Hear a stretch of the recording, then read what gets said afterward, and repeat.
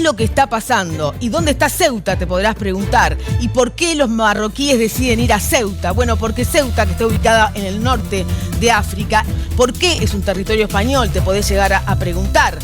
Te lo vamos a explicar brevemente. Lo definen como una invasión que no está exenta también de las tensiones geopolíticas e incluso de las tensiones ya no geopolíticas, sino de los países como Marruecos y España, después de muchos años de controversia y también de posicionamientos en este tiempo muy diferentes en el contexto global en el que estamos transitando, es decir, no desprenden de esas determinaciones también un componente político para ser explicado, para que nos ubiquemos geográficamente.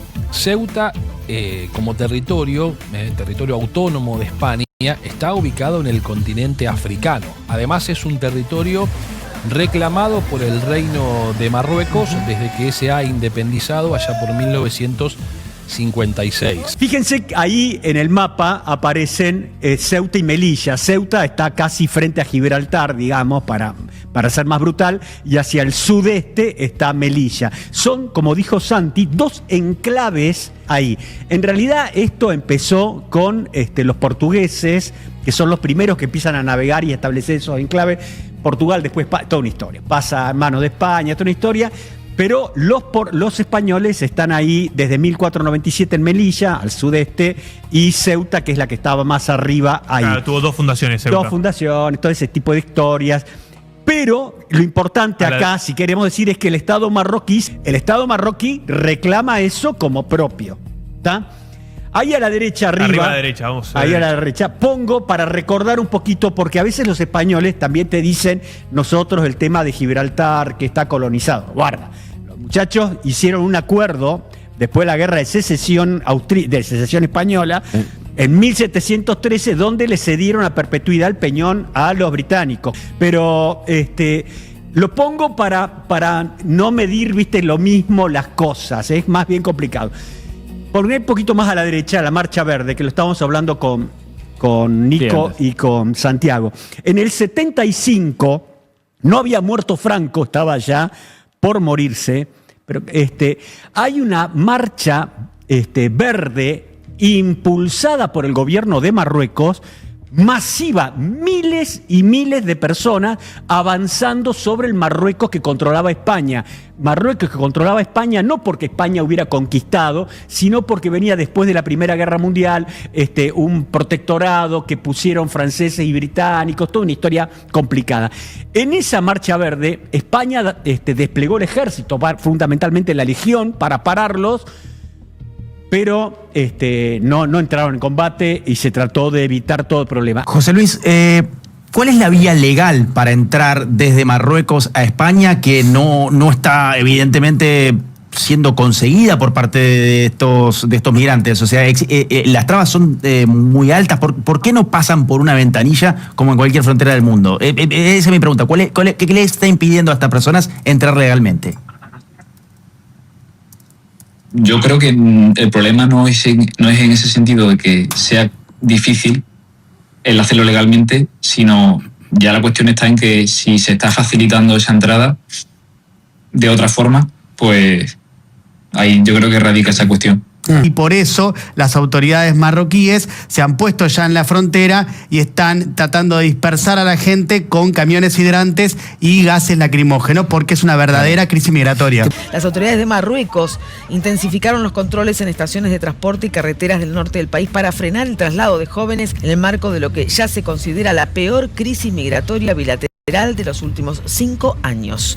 El despliegue policial incluye inspecciones exhaustivas a pasajeros en terminales de trenes y autobuses que conectan con la región norteña.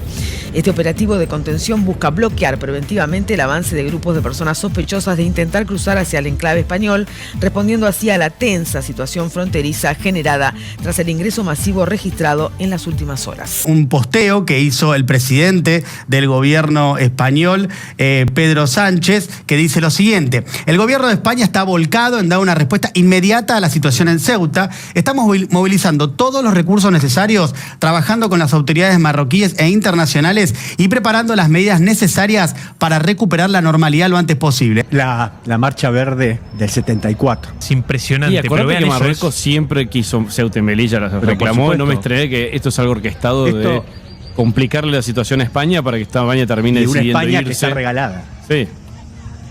Recordar, aunque no tenga mucho que ver, una marcha verde de hace muchos años, del año 75, si mal no recuerdo.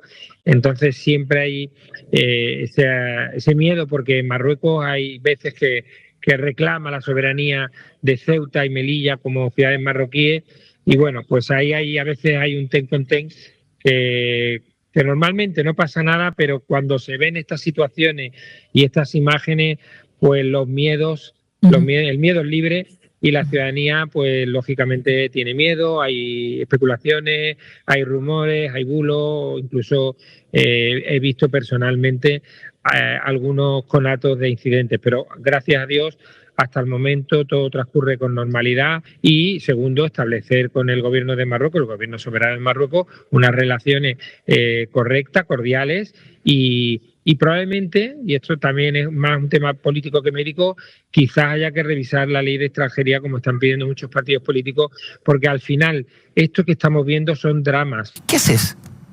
Digo, ¿cuál es la postura correcta? Obviamente abrazar. Ahora llega un momento que me imagino que se te acaban la... ¿Cuánto tardas en nadar, Dieguito? Te quería preguntar. No, casi nada, porque lo que pasa que ese enclave junto con Melilla es el otro, se lo quedó, lo estamos viendo ahí en pantalla, se lo quedó España luego de que España tuvo un protectorado de casi 50 años en gran parte de Marruecos. Francia también estuvo en Marruecos y a partir de eso es que luego se quedó en estos dos enclaves. Entonces es como si fuera directamente, no sé, de Buenos Aires a la provincia de Buenos Aires, tener que usar el río de la Plata. Nada. ¿Entendés? Es muy poco. Lo que sí veo es que siempre las situaciones de crisis migratoria son muy complejas y siempre están vinculadas y hay que prestar atención a la zona en la que se producen. Acá también hay factores históricos, hay factores coloniales, digo, hay un montón de cuestiones en el medio. Hubo usurpaciones en el pueblo, hay violencia, estas personas, ¿con qué actitud, digamos, llegan a esta ciudad? No, Okay. en absoluto. A mí lo que me sorprende es qué les habrán dicho para pasar de repente. No sé, si parece que van a un circo, que van a ver algún espectáculo o algo. Los marroquíes que han entrado merodean por la ciudad. A ver esto. Está bien. Bueno, esto es en Ceuta, ¿no? La ciudad ahí normal, la gente, digamos, los marroquíes haciendo turismo, ¿no? Salen a pasear las chicas, ¿no? A ver qué onda. No, seguramente les va muy bien, ¿no? Con la decisión del gobierno marroquí de movilizar, por supuesto, a sus brigadas antidisturbios, lanzar gases lacrimógenos para dispersar a quienes todavía no habían traspasado. Las autoridades marroquíes, específicamente el Ministerio del Interior de Marruecos, y fue Fernando Marlaska quien confirmó en un comunicado que existe una cooperación y un trabajo conjunto por estas horas entre Marruecos y España para poder darle cauce y curso, ¿no?, a esta situación tan problemática y tan dramática que están viviendo todas estas personas, pero también recordemos que hay migrantes argelinos. Bueno, ahí también la decisión que han tomado las autoridades de Marruecos de movilizar a sus fuerzas de seguridad, los escuadrones antidisturbios, para evitar que siga esta avalancha de marroquíes, de argelinos y también de otras nacionalidades africanas para poder ingresar en Ceuta. Además, tengamos en cuenta la ubicación geográfica de Ceuta y su importancia en cuanto a el paso entre el Océano Atlántico y el Mediterráneo, ¿no? Es clave también para entender la importancia de la disputa de ese territorio, una disputa de años entre España y Marruecos. Muchas veces los marroquíes o personas que llegan mucho más abajo de Marruecos, de toda África, piensan que esto es el dorado, ¿no? Que España es el dorado, piensan en un sueño en que aquí todo es magnífico y desgraciadamente la vida dura también en España. Y una suerte, digamos, de moverse, como dice ahí, en la zona gris de operaciones en las cosas. Fíjate en la placa mandar más abajo. civiles, Mandar civiles, hacer una invasión o lo podés parar a tiros. Claro, en la marcha verde mandaron mujeres con los chicos. Más o menos, viste, como las marchas que hacían acá en Buenos Aires. Sí, los piqueteros. Los piqueteros, también. Esta capacidad híbrida de Marruecos. Recordemos que Marruecos está teniendo un crecimiento en sus Fuerzas Armadas brutal. Lo hemos hablado en este programa muchas veces. Tiene de aliados estratégicos dos pesos pesados, Estados Unidos e Israel. Recordemos que España viene en una situación de sus Fuerzas Armadas complicada. Hay un detalle que está acá en la placa más al medio, pero es lo mismo. Ojo que esta zona de Ceuta y Melilla no está dentro del límite OTAN para España.